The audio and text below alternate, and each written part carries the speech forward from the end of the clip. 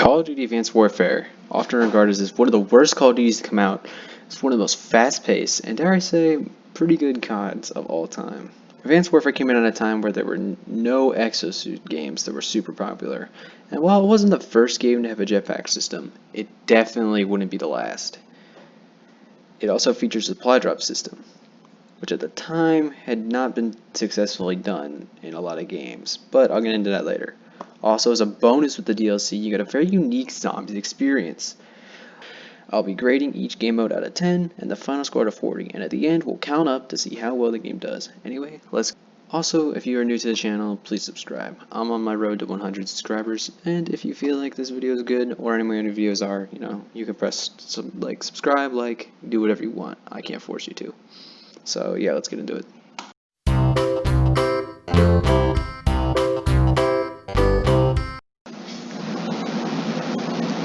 Alright, so let's start with the campaign.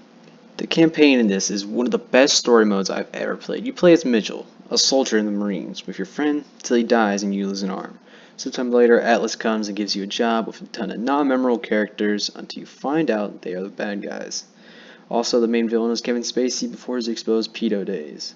And the story is actually pretty good. The missions are quick, the motive is understandable, and the game is pretty good for the current state of the last gen consoles transitioning to the new gen.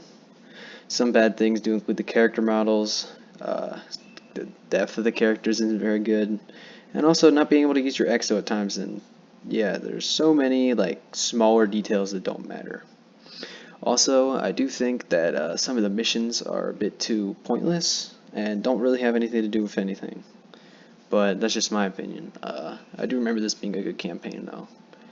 But yeah, all in all, even with the campaign lacking in some areas, it's still a 7 out of 10 in my opinion.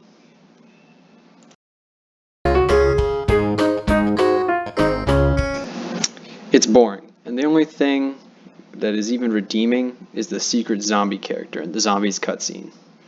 3 out of 10. Multiplayer is one of the best experiences I've had while playing this game.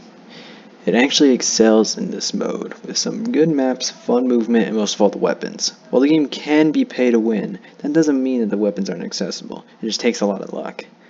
Some of these weapons include the HBR3 Insanity, Balin 27 Inferno, and who could forget the AS1 Speakeasy. I remember everybody wanted this gun. And all these things really affected how people played the game. The weapon variant system is probably done best here, as the supply drops drop every 30 to 45 minutes and you get an advanced supply drop every 10 levels past 20.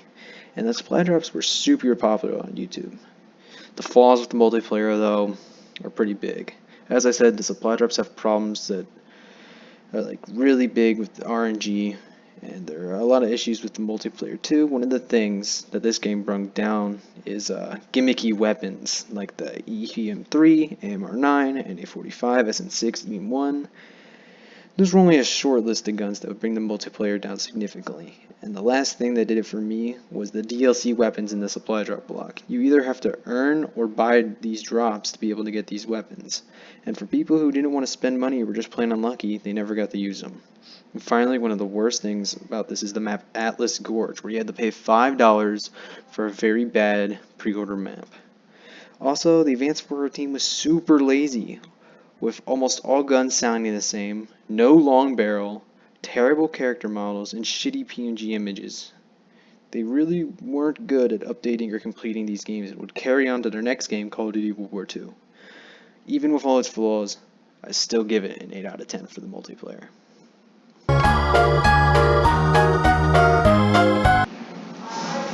Exo Zombies is without a doubt the best spin-off zombies in the COD franchise, and it is super fun. While it wasn't on the disc, they decided to put it on the first DLC, and the other DLCs as well. The characters you play as all survive an outbreak and have to fight. And almost all the maps are good. Almost. The game had some super cool features, like drops to give you unlimited ammo and a team of Sentinel soldiers, but there are definitely more flaws with the game mode than anything else in the game. And with maps like Carrier and Descent, it makes for a fun game until you get to maps like Infection.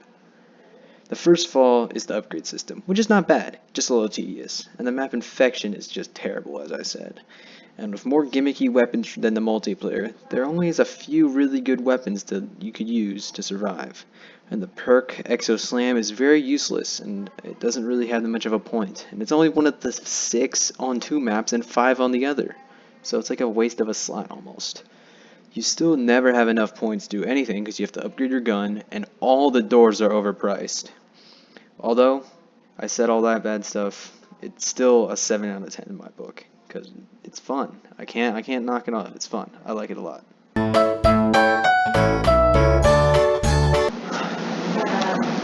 Overall, the game is very sound, and if you're at GameStop with $10, I suggest buying this disc.